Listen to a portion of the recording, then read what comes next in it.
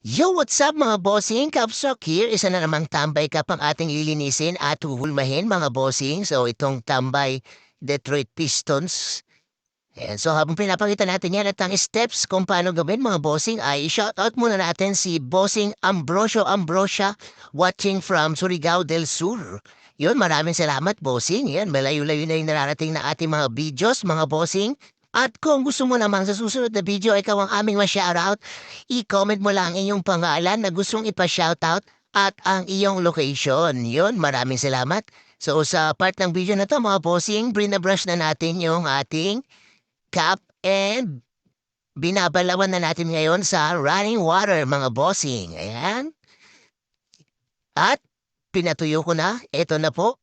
Tuyo na, malinis na rin. Tanggal na rin yung mga konti-konting dumi sa kanyang sweatband. So ito ating gagamitin na hulmahan mga bossing. Ang kahoy na hulmahan. Ihuhulma na muna natin yan.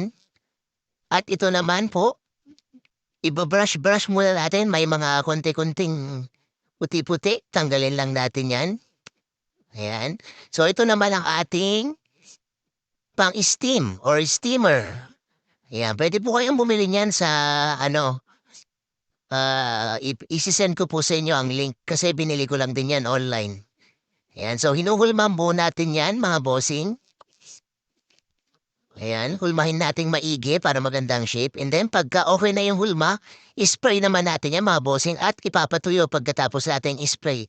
Yan, sa mga hindi pa po nakapag-follow sa aming page, please like and follow niyo po ang aming page mga bossing para updated po kayo lagi. At ang aming pong location para sa mga papagawa ay 41 Pangasinan Street, Bagubantay, Quezon City. Ayan, napakasolid na ulit.